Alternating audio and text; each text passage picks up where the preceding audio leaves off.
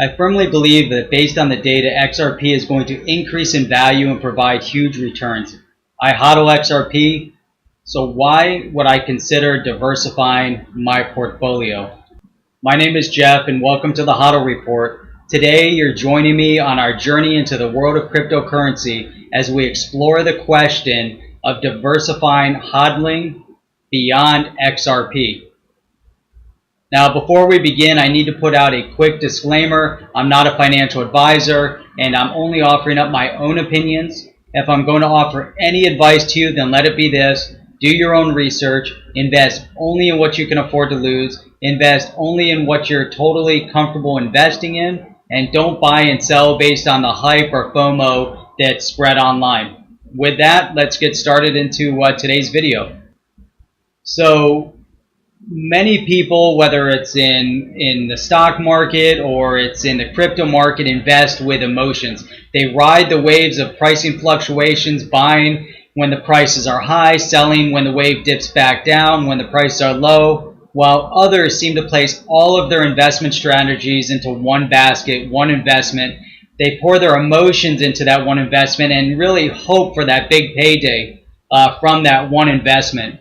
Now, I've seen a lot of that. It seems to be the case with XRP. There's many on YouTube and other social media platforms that are promoting this idea that you should put all of your investment dollars into one vehicle with the hope that it's going to explode one day. Now, I have faith in XRP. I believe that it's moving in the right direction. But by putting all of your money into one investment vehicle, you're basically putting your money 100% at risk. Your entire position is at risk and jeopardy in just one investment. Your investment is controlled 100% by the ups and downs of that specific investment that you have it in, by the emotions of those that are investing in that investment. Now, I should consider and mention there is a small caveat here, obviously, to how much money you actually have to invest as a total sum.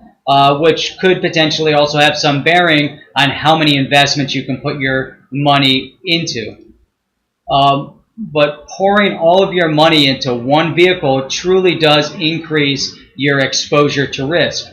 But those who are doing so may be ignoring the risk, and they're more than likely investing out of pure emotion. Now, I'm not discounting the fact that there's a huge amount of excitement around XRP. I'm caught up in it. This excitement and passion is definitely well-deserved based on the reputation of the company Ripple and also the huge upside potential that XRP has. However, there's a distinct difference between investing with emotion and investing with passion and excitement. Emotional investing will lead you to buying high and selling low as you follow the herd that's simply overreacting or reacting to too late news that was purposely spread too late or maybe spread too much.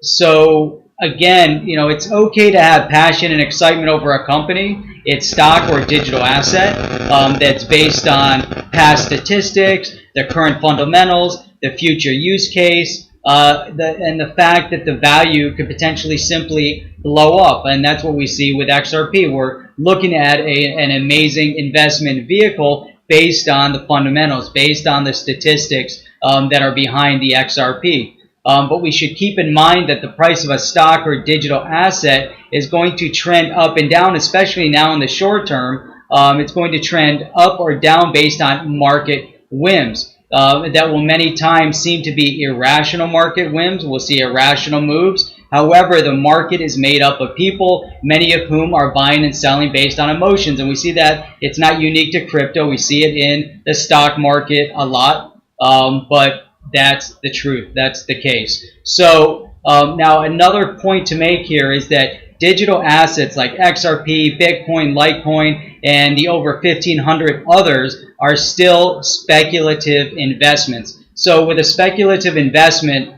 we cannot with certainty predict the direction of the investment, whether it goes up, whether it goes down, or by how much it's going to go up or go down. With XRP, for instance, although we expect it to begin rising again as the market begins to trend upwards, there's still the possibility that XRP could stay relatively stagnant through the remainder of this year, maybe even much longer, maybe through 2019, maybe through 2020.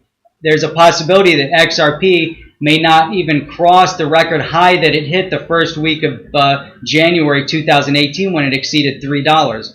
Now, XRP could also retreat and go down to zero, which we don't really anticipate that's going to happen, but it's a possibility. Or, as many of us really anticipate, XRP could soar to all new unimaginable heights.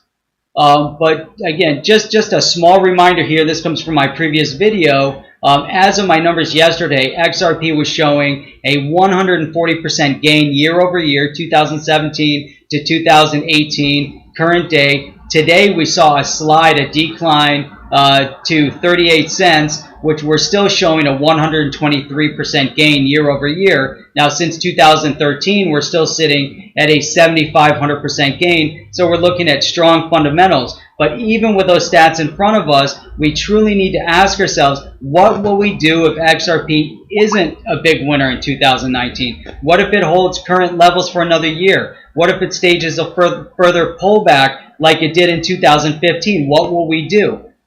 Now, you should really ask yourself, are you emotionally tied to XRP making a huge gain in 2019? And you need to ask yourself that if it doesn't hit those big gains, what are you going to do? If it doesn't, are you going to sell? Are you going to hodl? Are you going to continue with your investment? So again, when investing in speculative investments like XRP, we cannot predict when or where the highs or the lows will be. XRP may continue to experience stagnant growth and may pull further back, while at the same time other digital assets may experience significant moves to the upside. Now, if we look at the end of 2017, as Bitcoin was continuously experiencing a rally, while at the same time XRP was holding firm month after month after month, fluctuating around 17 cents to 28 cents and back down again for months until it finally hit big when the whole market shifted upwards. Obviously, then we saw a big shift back with the whole market, but we simply cannot predict when or how a digital asset is going to move in price.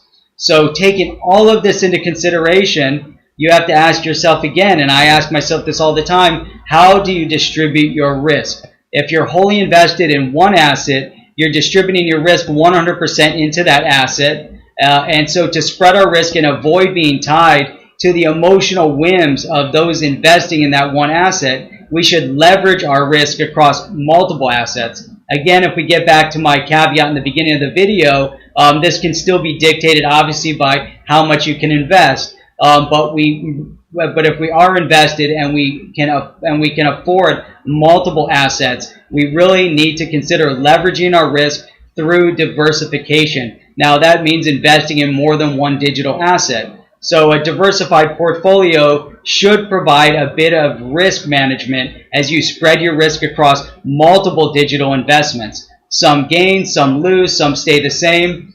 You're basically balancing your gains and your losses and overall decreasing your exposure. Now, if we look at it, Bitcoin, Litecoin, Ethereum Classic, XRP, XLM, the list goes on and on. None of us can properly predict which one's going to go up and which one's going to go down. We can hope, we can try to foresight and say this is going to be the one, but it's just based off an emotional guess.